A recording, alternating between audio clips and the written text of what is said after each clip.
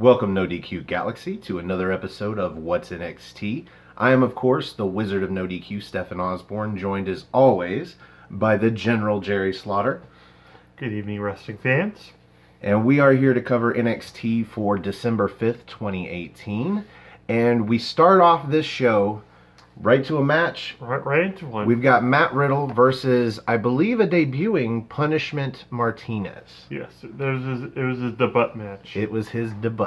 Yes. I really wasn't sure what to expect out of Martinez, but I don't know about his entrance music, I don't really remember it, but his entrance Titantron was fucking wicked as shit, man. It was. Oh, man, it was like this weird 3D view that turns into a shape, if you turn it or whatever, and it turns into a fucking skull, and it's so wicked looking. Yeah. I recommend finding a GIF or a picture, or just watch the show or watch the YouTube clip and watch his entrance, because that is really cool looking. So I didn't know what to expect out of him, but I was actually kind of impressed. Oh yeah. What'd you think about this match? Well, I actually liked it a lot because, whereas the other Matt Riddle matches we've seen have been pretty well one-sided, Martinez got a lot of, punishment in. He got a lot of great kicks and a lot of great strikes in, and especially in particular a cyclone kick that that got me just exclaiming wow, because he nailed Riddle with it hard, and it was a vicious one. And then also this straight up vicious clothesline, a standing clothesline he did, just knocked the wind right out of Riddle.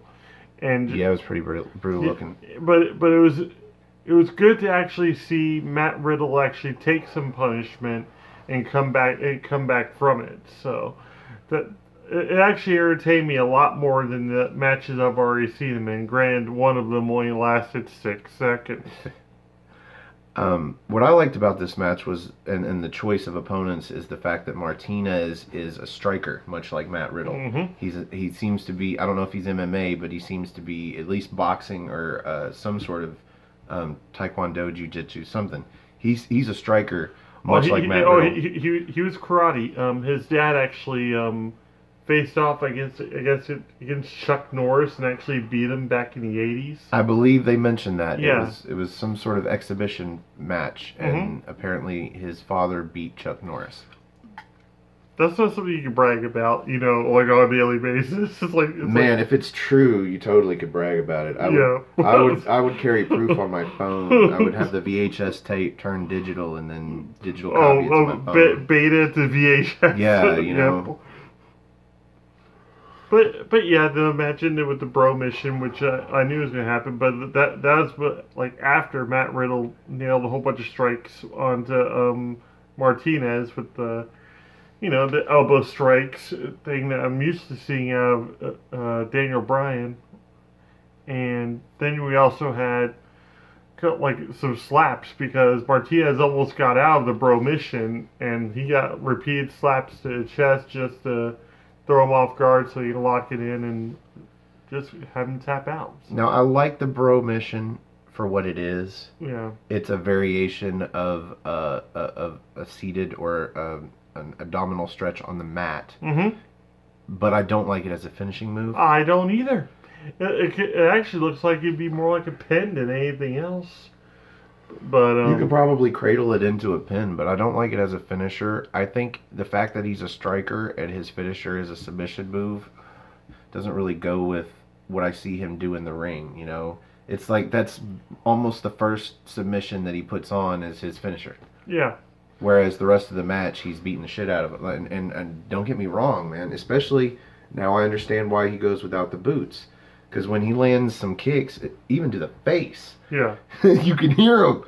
And they may hurt as little as humanly possible, but I bet they still fucking hurt. Yeah. And I'd like to see him with a finisher that is some sort of strike, a variation of a strike, something. Man, because later on we get to see Aleister Black with the black mask, and I'm like, now that's a striking finisher. Yeah. But as Matt Riddle celebrates and is leaving the ring... Oh no. Oh no. Actually, your exact words were "uh-oh," and I was Uh-oh. like, oh no. Oh no, yeah. So Matt Riddle's on the ramp and he's facing the ring and he's celebrating, and here comes Cassius Ohno from behind. As soon as Matt Riddle turns around and gets that it's not a run. He does a discus forearm. Yeah. That's the word I was looking for, discus. There's too many terms in wrestling. This is getting tiring. Yes. So, yeah, that's it. He didn't beat him down anymore. Just a discus clothesline knocked him off the ramp halfway up. Like, knocked him senseless is what it did, but yeah, it wasn't even that brutal. It was more or less a cheap shot for one, but at the same time, that's Cassius Ohno. It's what we talked about several episodes ago. It was after the bell. Yeah. So there's no in between the bell here where you're a superstar and you're out there like in a video game and you can take all this damage. But once the match is over and you're in between or outside of the bells, yeah, then you're vulnerable. And, single punches will do incredible damage. So, that's all we get of it. And then they just cut to, what do they cut to next? A video package. Yep. Everybody gets a video package. We haven't had a lot of video packages in the last few weeks, and I've felt kind of grateful for that, but at the same time, NXT is incredibly good at video packages. Their video quality is good, the music choice is always awesome, and the clips that they always end up picking out are always top-notch. Well, spoiler alert, they came back in this episode with a motherfucking vengeance. Yes, they did. This episode, we had 3 matches. I think a perfect episode of NXT is 4 matches. Yeah. But the main event ends up being, promo, in-ring promo. So it's kind of like match, segment, whatever. So we had 4 big segments, but for me, a perfect NXT is 4 matches. And I think they could have squeezed another match in here. And amongst all of these fucking promos and video packages and interviews. But as you and I established before we started recording this episode is more or less starting our road to the next takeover. Yeah. So we're naturally going to get a whole bunch of updates on the wrestlers that took part in the last takeover to see how they're doing or what they're going to be doing next.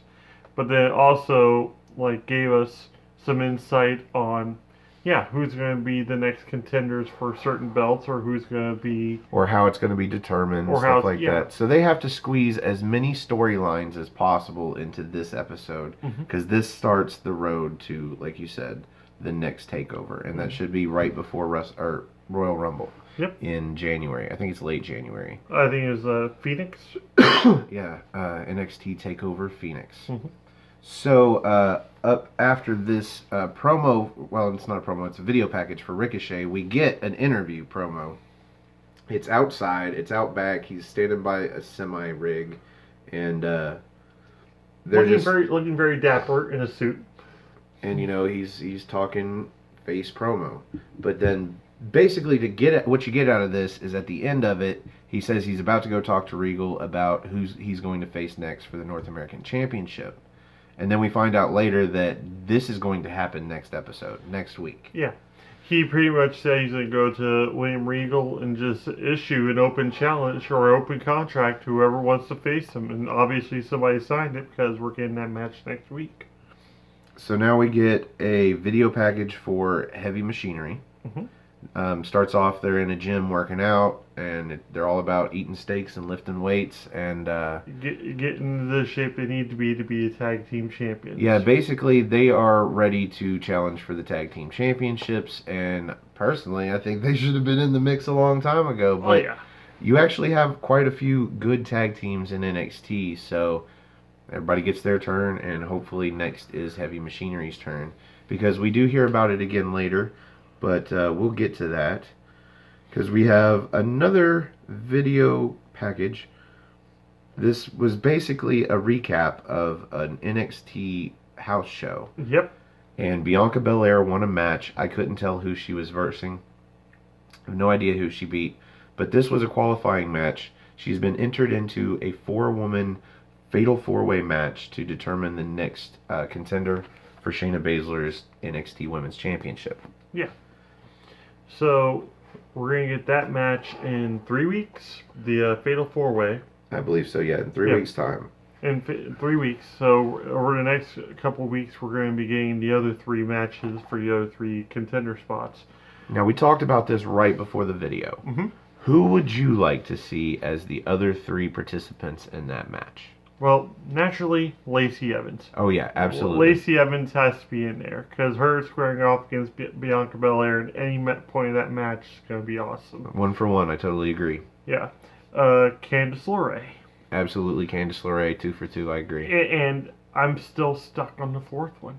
Like, well, who's the 3rd one? Well. Oh, well, yeah, Bianca Belair. Yeah. So I think it should be Io Shirai, and we'll get into this later, but it basically looks like Io Shirai is being groomed as the next contender for the championship, and it would make sense to put her in the Fatal 4-Way so that she gets the shot. I think she should pin Candice LeRae. It further devolves Candice LeRae's character to catch the loss, and this pushes her towards heel, as opposed to just making her a heel because her husband's a heel, and that totally makes sense, right? Yeah, well, the only other person I would really want to see in that match, I'm not even sure if she's still in NXT or not. Nikki Cross. I was going to say her, but it looks like they're grooming Io Shirai to be the next contender. And we don't get to that till later. Like I said, Nikki Cross and Bianca Belair, they still have unfinished business, I think. And it only seems appropriate there should be a bookend to that before she goes up to SmackDown or Raw. Yeah, I was hoping for that too, but you kept fighting me on it. You wanted to see the match with Candice LeRae, which we did get to see. Yes. And that was great, but now we still have the feud with Bianca Belair hanging over, who would win, her or Nikki Cross? Neither one of them seems to be able to pull out a win against the other. There's no finality to it in any way, shape, or form. So that's why I would say if Bianca Belair was going to get defeated ever in a match, it'd probably be this Fatal 4-Way. Well, I don't agree. I think Candice LeRae should take the pinfall. But up next, we finally have another match. We have a tag team match. Yep. And first we get the combined entrance to whomever's music of Humberto Carrillo and Raul Mendoza. Now, they're coming out, and I'm like, so who do you think it's going to be? You think it's going to be the Forgotten Sons, because we haven't seen them in a while? Or who do you think it's going to be? And apparently these guys are baby faces, so who could it be? They don't have too many heel tag teams. It's like it was either going to be the Forgotten Sons or it was going to be the Mighty. Yeah, the Mighty TM61. Yeah. Because the only other one you have is Undisputed Era, but they're the champs. You're not going to see them just out there for no reason against jobbers. And it turned out they were jobbers because it was, in fact, the Forgotten Sons. And we have another episode of NXT with Jackson Riker sitting on the outside during a tag team match with his brothers, and he's not doing anything for them. He does absolutely nothing in this match. He is just there more or less for decoration, it seems. There's no interference from him in any way, shape, or form. There's really nothing going on with him outside the ring. The cameras don't go over to him at all. He's just there. Our guess is he might be injured, and they're not saying anything because it's not too bad, but it's something that they're just not making him be physical. And he's got Cutler and he's got Blake to do the in-ring work as tag team. So he gets to play manager role, I guess, for a while. Although I think most managers get more involved than he's gotten. I was about to say, they at least would distract the referee, or maybe do some taunting to one of the opponents on the outside of the ring or something, just cause some sort of distraction. Well, in this case, they did not need his help. This was a tough match for us because it was harder to tell the difference between Cutler and Blake because Cutler did not have the face mask on this week. Thankfully, they had their names written on the side of their tights. So if they were standing in the right direction and you could see their left hip, then we could tell who it was. Otherwise, we're getting there, folks. We're getting there. We're starting to remember who these people are. I remember back when I couldn't remember Bianca Belair's name. Yeah. And now it just comes to me naturally. So I'm happy about some of the progress.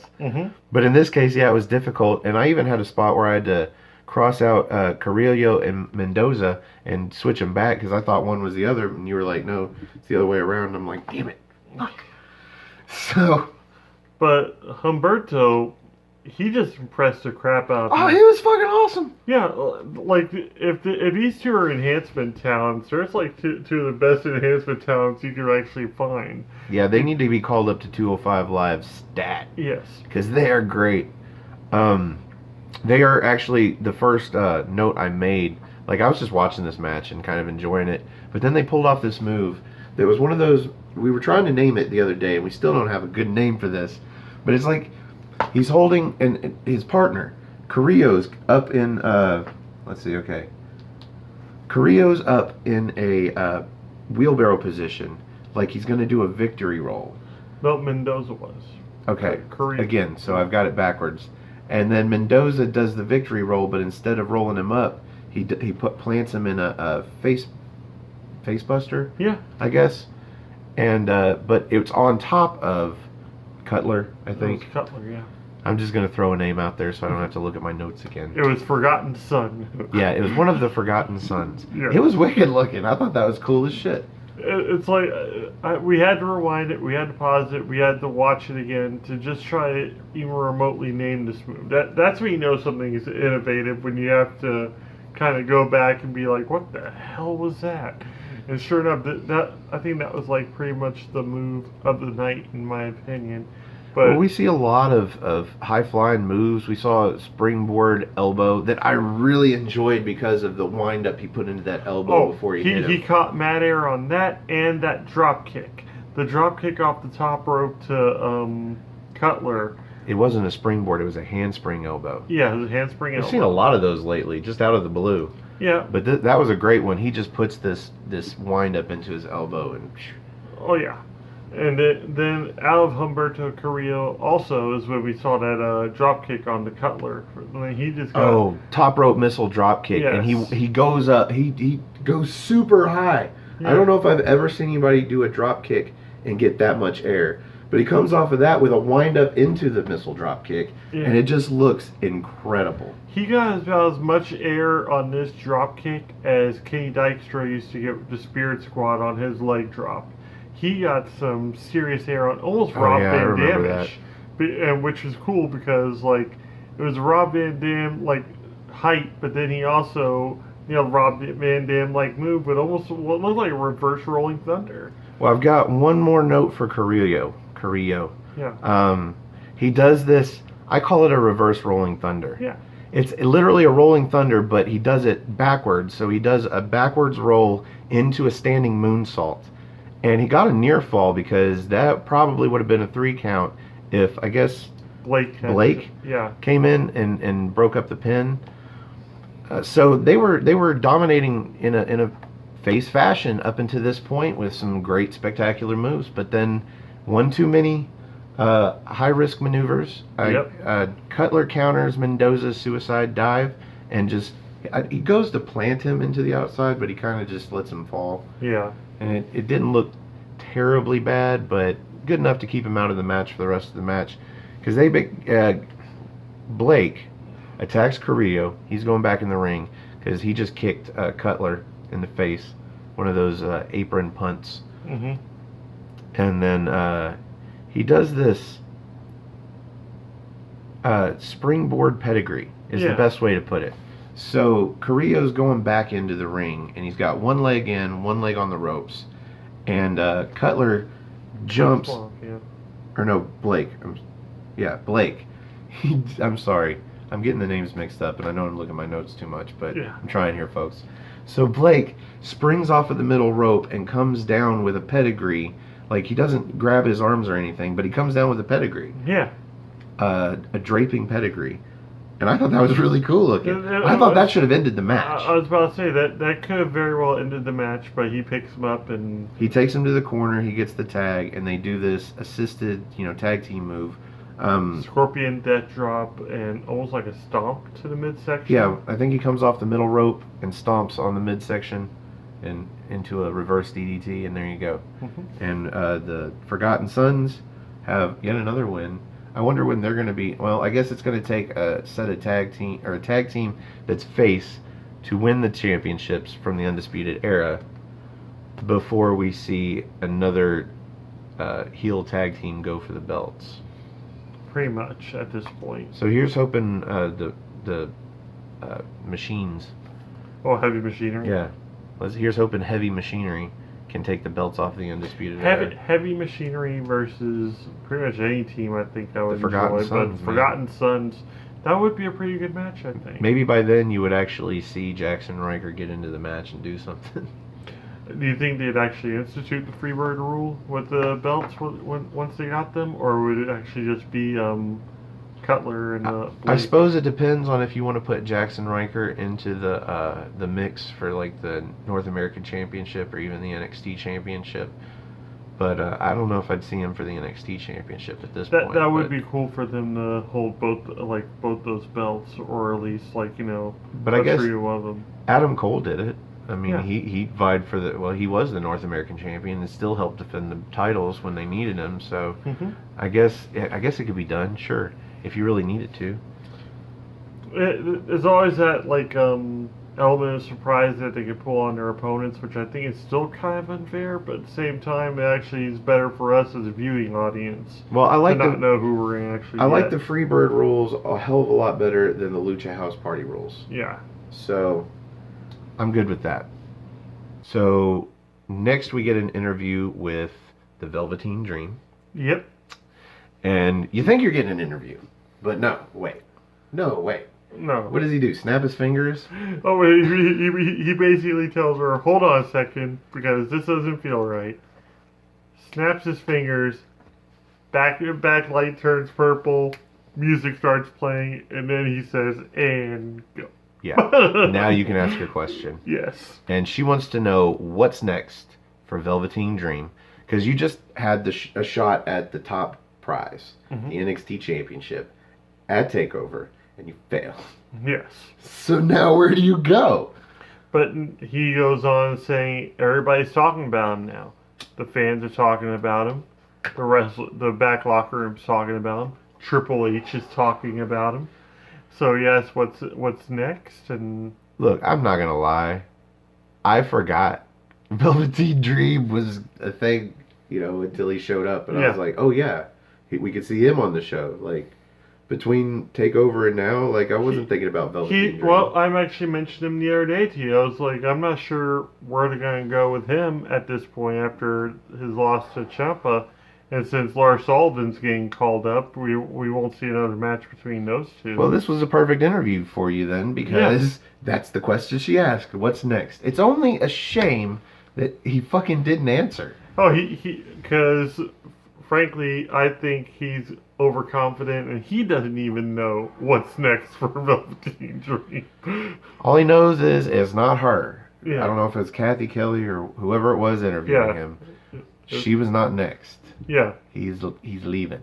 Yep. And he left. And he didn't answer any questions. He just bragged on himself. He hyped himself a little. Pretty much said dream over. And then took a hike. Yep. It's the good old hype and hike. Yep. So next we get a promo of the Undisputed Era in the back of a box truck. An undisclosed area. Clearly the back of a box truck, probably out in the fucking parking lot. Even then Adam Cole's asking, we've checked this thing, right? We're not going to get, there's no way of anybody getting behind us this time. Probably in reference to the War Raiders last time, sneaking up and pulling them out of nowhere. Yeah, pulling them through the curtain. Yeah. So, no more curtains for the Undisputed Era.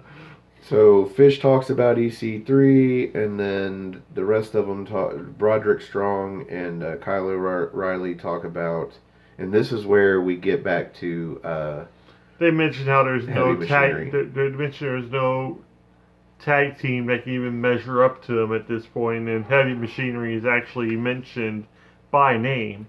So we know that's fresh on our minds, and that's what we're probably going to end up getting, is Heavy Machinery versus the Undisputed Era. Yeah, it's a good bet that's where they're going with this.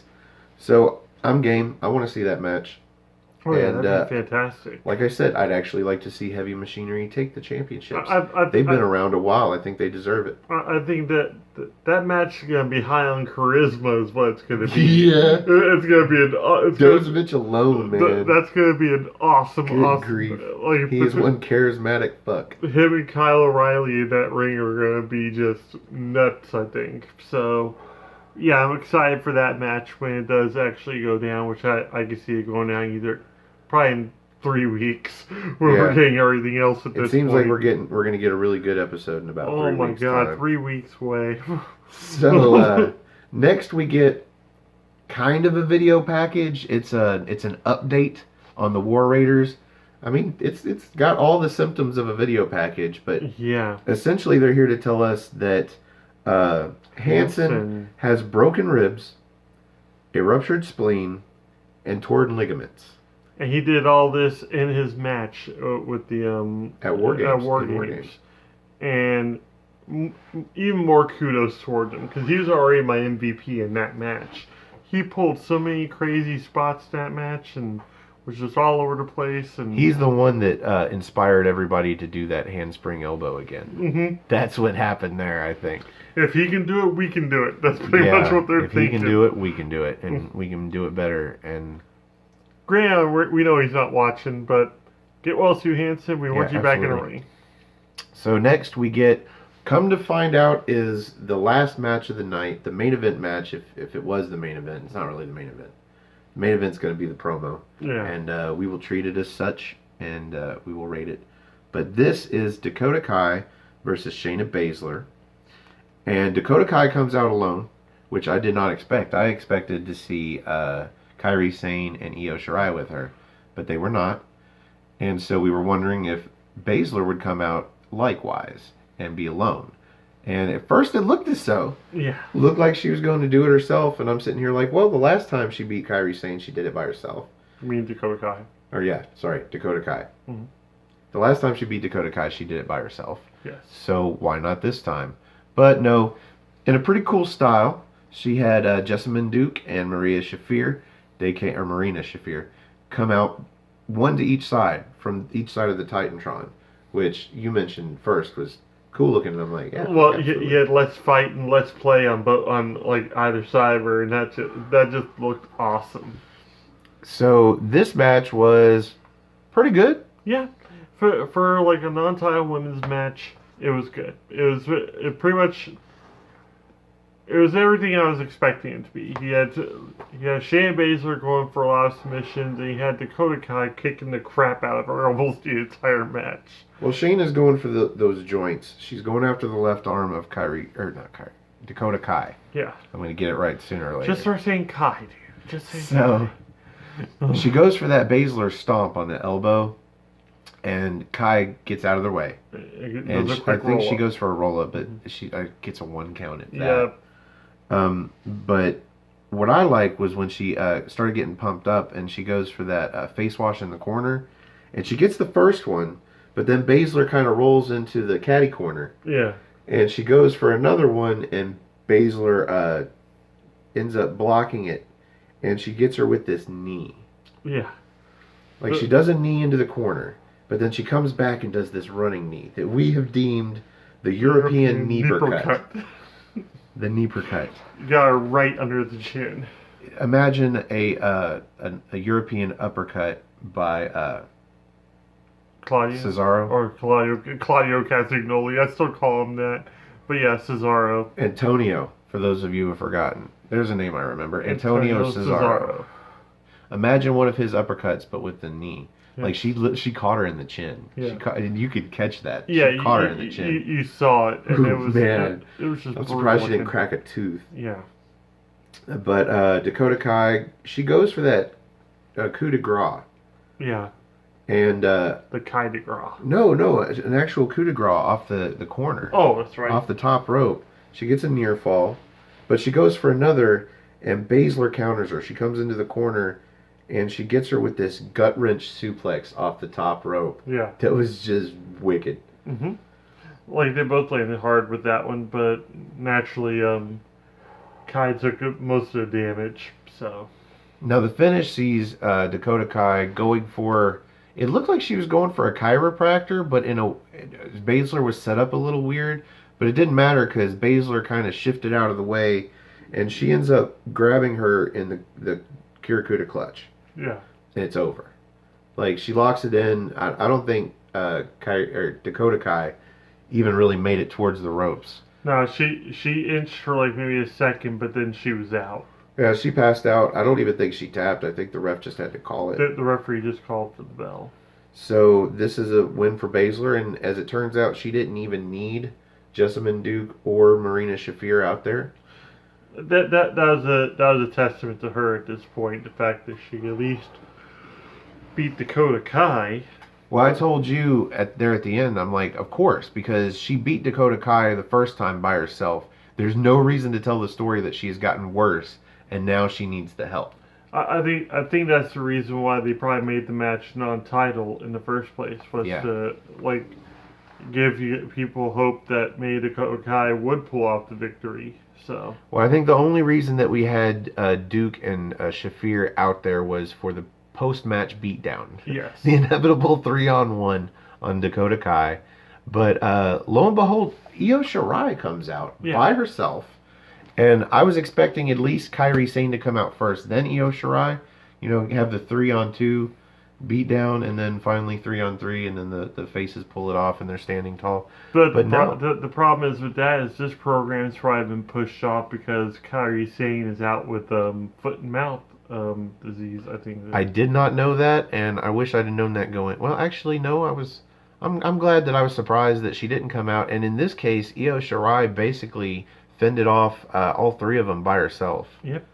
She was diagnosed with about a week ago, and she's going to be out for a little bit while she recovers from that. So. I guess it's good they got the title off of her when they did. Mm-hmm. So that ends the last match of the night, and right before the main event, we get first a video package for Dijakovic. Dijakovic? Yeah. Dijakoff. Dijakoff. He's coming, and I'm guessing he's going to be a heel by his promo in the video package, but yeah, we'll see. I guess he's some big guy in an MMA fighting style, so should be fun to watch. I don't think I remember. I know I've seen matches with Donovan Dijak, but I don't really remember him. So hopefully they've put together a package for his character that is entertaining and engrossing. That's my hope, at least, with these video packages. Because, I mean, we got some really good video packages on NXT UK for Eddie Dennis, and so far, you know, he's lived up to all of it. But, like, Eddie Dennis, with us, he was telling a story. Like, that's the thing. Each part was a different part of the story. True. Or just him being repeating stuff and getting But even so far, more the matches that we've about seen him in, I think we've seen him in 3 matches so far. Yeah.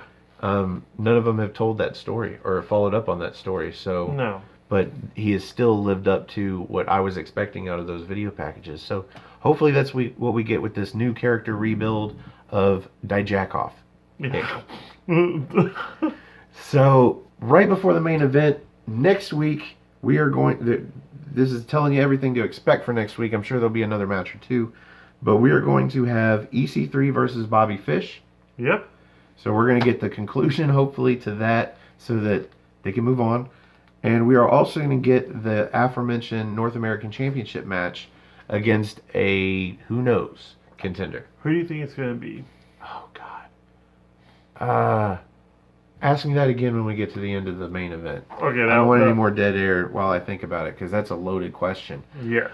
So, Keith Lee. So, Tommaso Ciampa comes out with his new and improved music with the flat line there at the beginning. Mm-hmm. So that's cool. And he just, Tommaso Ciampa promos it. Tells the crowd they don't believe in him. Starts pointing at individual people saying, you don't believe in me, you don't believe in me, you don't believe in me. Points at Grandma. None of the grandmas that NXT none of the grandmas in Full Sail like Tommaso Ciampa. They do not approve of Ciampa. Didn't he rip up one of their signs? Yes. So Ciampa inevitably gets interrupted. And our question going into this is, who is going to be the next contender? And it seems pretty obvious, but you could make arguments against it. But we won't hold you in suspense.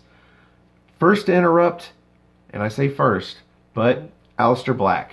And I'm all for it. I love an Aleister Black entrance. Got the full entrance with all the fog and the smog and him lifting up and looking all fucking scary as shit. Fucking Aleister Black. And this is the obvious choice.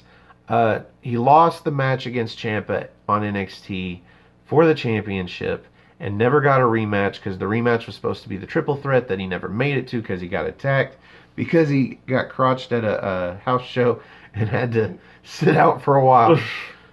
So, obvious choice, but we get a swerve here. Because he comes out he doesn't really call it his rematch or his contractually obligated rematch. He just says he's challenging. Yeah. Is the way he put it. And I'm like, yeah, it's legit challenge though. You know, he's got all the claim in the world to that rematch, so it's a legit challenge. But now we have the next interrupter. That's Johnny Gargano, who still has his face actually intact from TakeOver War Games. So yeah, and he's still got his babyface music, which I'm not a fan of, but whatever. Well, I like the fact that he even came out because he pretty much says, "Whoa, whoa, whoa, whoa, whoa."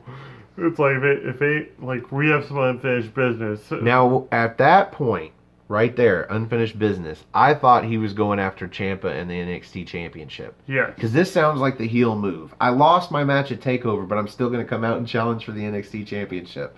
But no, Johnny Gargano's fucking nuts. He has got Tommaso Ciampa and the NXT Championship in one picture in the ring right there. And his focus is on Aleister Black. The man who absolved him of his sins. He lost that match. Time to move on, right? No, he is not done with Aleister Black. He has something to prove with Black at this point. Initially, it was just to get Black out of the way because Black was collateral damage, more or less. Just finish him off, get him out of the way, go journey back on with my destiny of getting the title off of Ciampa. But no, he didn't finish the deal with Black, so now he feels he needs to. So, but we have Ciampa, like, in between these two, pretty much playing devil's advocate, I guess. Oh yeah, we get a stare down between Johnny Gargano and Aleister Black. But outside on the apron on the ring, you've got Ciampa just staring on. He's peanut gallery, man. He's right there watching. This is entertainment for him. Yeah, well, it was entertainment for me too. Even Ciampa had to say what was on my mind, which is like, look at you coming out here, and you're not even Johnny Wrestling anymore. You're Johnny Badass. Which of course gets the Full Sail crowd chanting Johnny Badass. And I'm all for that nickname because they can actually say it, and it sounds kind of, edgy, it's badass. It's catchy. And it's catchy, and the crowd can chant it, and it's got the same cadence as Johnny Wrestling, so there you go. Yeah. I would prefer Johnny Evil. To me, once he's made his full transformation into a full-fledged heel, then I would say Johnny Evil sounds way cooler. But that's for another episode. This devolves a little bit, but not so much, because basically Johnny is just tearing into Aleister Black, and Ciampa suggests that the best way to do this is a match between the two in a steel cage. Yes, because he said he saw them beat the crap out of each other at TakeOver, but the only thing that was missing was the cage that they used in the main event. So he even says, I want to see this. The crowd wants to see this. And Johnny's got to play onto the crowd because he's still kind of a face. Yep. And of course the crowd wants to see it, so Johnny's into it. And, because Johnny didn't do anything wrong. Well, he goes to challenge Aleister, and Aleister's like, I will fight you anywhere. He said, I will fight you out in the parking lot. And Gargano's quick to this. He says, oh, how'd that work out for you last time? That was my favorite line of the night. That was just brilliant the way it was laid out. So, but we essentially get the answer. I mean, this is eventually going to be a match. It doesn't get sanctioned. We don't get a date for this, but all parties have agreed, much to the delight of Tommaso Ciampa, who's on the outside just smiling. It's probably the first time I've seen a genuine smile out of Tommaso Ciampa on NXT in a while. Yep. But Aleister Black goes for a black mask on Johnny Gargano, who ducks. Yeah. He rolls out of the ring. Not this time, sir. He even does the Scott Hall fingers. Yep. Ooh, at him. And this makes Ciampa even happier, man. He's out there laughing. Well, he doesn't duck the black mask coming to him. Aleister Black hits him out of nowhere, and he goes down. Stays on the apron, but goes down hard, and that was fun.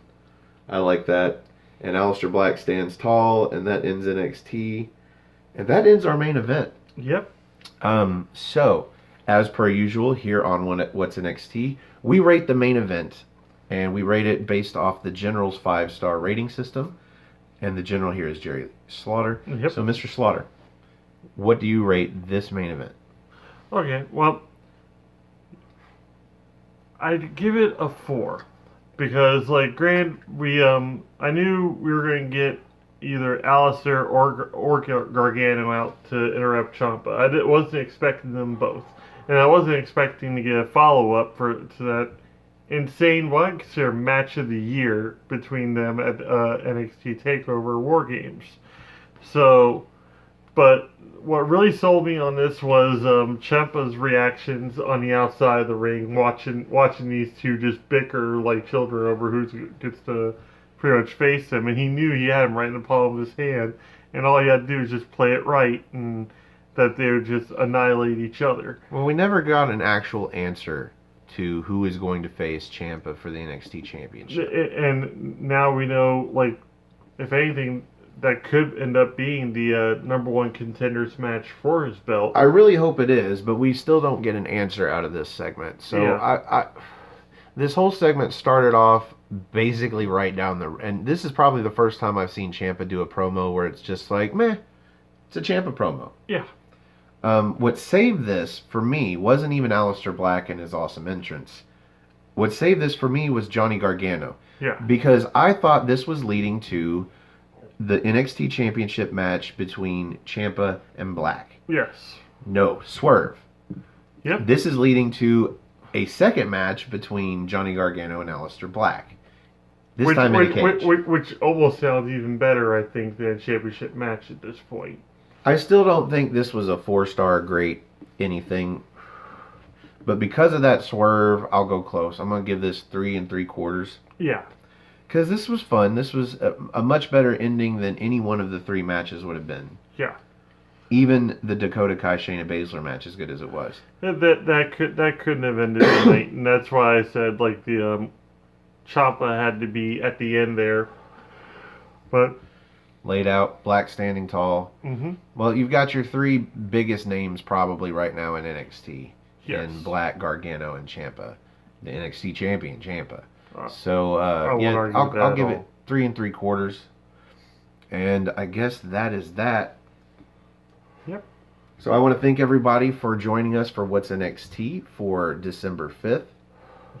And I'd like to invite you to join us next week for the next episode. But please also please also join us tomorrow for a spot of NXT. I guess it's going to go up on Friday. On Fridays, we'll have our NXT UK review. We call the NXT party. And we like to have guests. It'll be on a different TV, but we'll put you right here in the middle. If you'd like to join us for an NXT UK review, just get a hold of me. You can find me on Twitter. Just go to nodq.com/Stefan, Stefan. Or if you just want to look at me up on Twitter, you can go at Stefan R. Osborne, Osborne. You can find this gentleman on Twitter as well. No DQ General.